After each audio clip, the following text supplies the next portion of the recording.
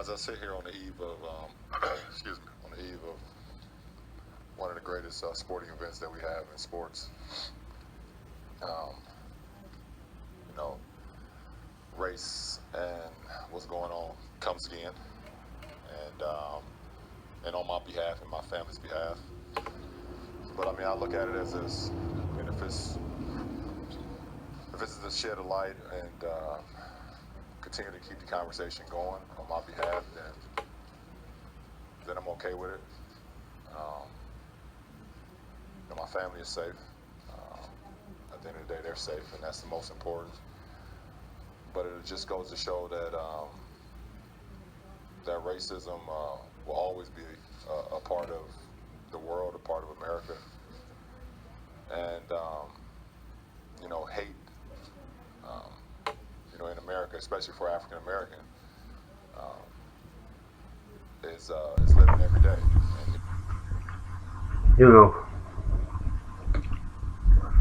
This is going to be quick. It's rather sad that in this day and time, the year 2017, racism plays that such a significant, such an unmovable obstacle in the way of everyone's life, especially African American and Hispanic. Everyone here knows, everyone listening knows LeBron James, the basketball superstar. And I'm just going to read to you what happened. I know you already know. LeBron James, quote, "Being black in America is tough," LeBron said as he responds to racist vandalism incident. Oakland, California. LeBron James issued a searing and personal response to the discovery of racist graffiti spray painted outside his Los Angeles home early Wednesday on the front gate, the N-word. I mean, how sick and disturbed. You see how little man himself has changed? But instead of getting better, man is getting worse. He's gotten worse. Let me continue. At a news conference on the eve of the NBA Finals, James explicitly placed his social standing as the world's best basketball player. Okay, we know that. He said, this is his feelings on the incident. "I think back to Emmett Till's mom. Remember what a tragic event. They murdered that little 14-year-old boy in, I think it was 1954. That's one of the first things I thought of. The reason she had an open casket was that she wanted to show the world what her son went through as far as a hate crime and being black in America. And it's sad that today is no different. Let me tell you, the first person that was killed in the Revolutionary War was a black man by the name of Christopher Sadix. And here we are all these centuries later. As far as racism is concerned, we've gotten no better at all, and in some cases a lot worse. No matter how much money you have, no matter how famous you are, no matter how many people admire you, being black in America is tough. Shot down unarmed by cops. Look at how many teens. Look at Tamar Rice. This guy, that cop who murdered him in cold blood, he wasn't fired because he shot Tamar, murdered Tamar Rice. He was fired because he lied on his application. Can you believe that? Time after time, our kids and black men, and even in some cases women, are being murdered by these miscreants and buffoons who call themselves officers of the law. It's time to put God first. And we must remember, all white Americans, all white people are not racist. Look at the Underground Railroad. Look at all those people who fought with Dr. King and every civil rights movement. In most cases, they outnumbered us blacks. Look at this. But now it's time to build up our own house. We must stop these. When we have our children, We must change the way they're thinking. It's time for our children to grow up becoming entrepreneurs instead of sending them out to other people's communities to enrich them as they work for nothing, or almost nothing, shall I say. Spend your money with your own people. Build up your own community so they can employ more of your own people. The main problem with our people is we forgot who God is, and the second major thing is finances. We need to build our economy in our own community. Your money's supposed to bounce around your community 7 times before it goes to other communities. Ours, a black man's money lasts in this community about 3 hours. You know what's sad to say? When I was watching the State of Black America with Roland Martin and Dr. Michael Eric Dyson, it said that blacks own more property during the Great Depression than they do today. Do you believe that? When Lincoln freed the slaves in 1865, the Emancipation Proclamation, 4 million blacks, roughly about 250,000 were free, own less than 1% of America's total wealth. Here we are 140 something years later. 40 million African Americans have economically not moved one bit. Out of all that time, we still own only less than 1/2% of America's total wealth. After we've been in every battlefield and died in and spilled blood in every war. See, these are government policies. All white people are not racist. We've seen that over and over and over again through history. Now, some of our greatest fighters were our white brothers and sisters, fighting for justice and freedom for all people. Not somebody, some bum or some clown sitting on his behind talking about how great America was when we had people working 16 and 17 hours away. Have you ever read some of the narratives of the slaves? There are thousands of them. I've read a lot of them. They're heartbreaking. It would even, if it were possible, make Satan gag. Now it's time. Stop blaming white people. Let's build our own community. Keep your money in your own community.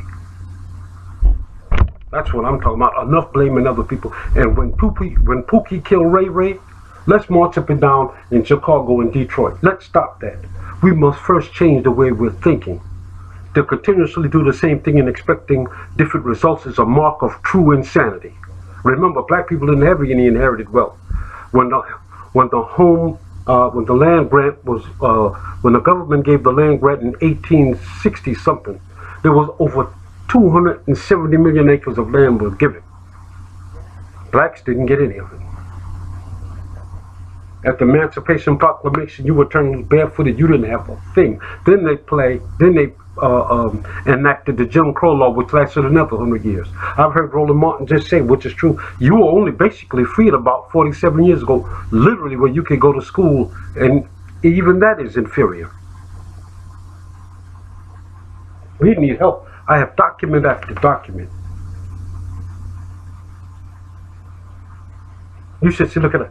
Like Social Security, the 1935 Wagner Act helped establish an important new right for white people by granting unions the power of collective bargaining. It helped millions of white workers gain entry into the middle class over the next 30 years. But the Wagner Act permitted unions to exclude non-whites and deny them access to better paid jobs and union protections and benefits such as health care, job security, and read this. Many craft unions remained nearly all white well into the mid-70s. In 1972, for example, every single one of the 3,000 members of the Los Angeles Steamfitters Local 250 was still all white. Do you understand that? What about him? What about Dr. Dre? Just last year, a multi-millionaire, a music mogul. This racist guy that stood in there and said, a black man with a gun. The place was loaded with cops. Everybody said one thing in common. It's a miracle they didn't gun him down. He was shocked.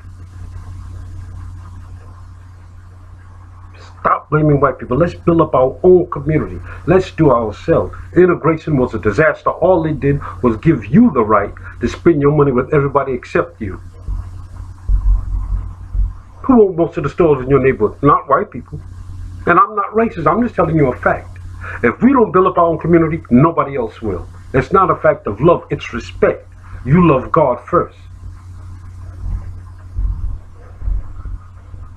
Who's going to do it but us? We have to change the way our children are thinking. Do you understand? Let me read a little bit more. He said, we've come a long way, but we've got a long way to go until African Americans can actually feel equal in America. Police said the N-word has been spray painted across the front gate of the home of James. The LAPD said it would investigate the event. They're not going to find anybody. Even if they do, they're not going to try. Do you understand that? Unless we stop and respect ourselves, you can't expect anybody else to respect you.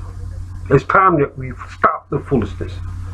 Stop all that gangster and all that kind of, it's the white and so.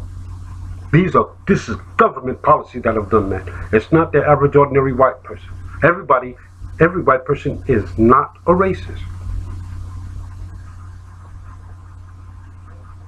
These are those redlining policies that have those ghettos that put you in, that with those predatory loans, well, government policies that cause that. That's big banking system that cause these things, with the government's approval. Just like those private prisons, you should see that that's a disgrace. It's bad with a black man or a woman or Hispanic with a college degree, especially a black person, are less likely to get a job than a white man with a prison record. And that's a fact. Just look it up. We could do better than this. We have our families and our community to take care of. We cannot afford to be spending our money enriching other people.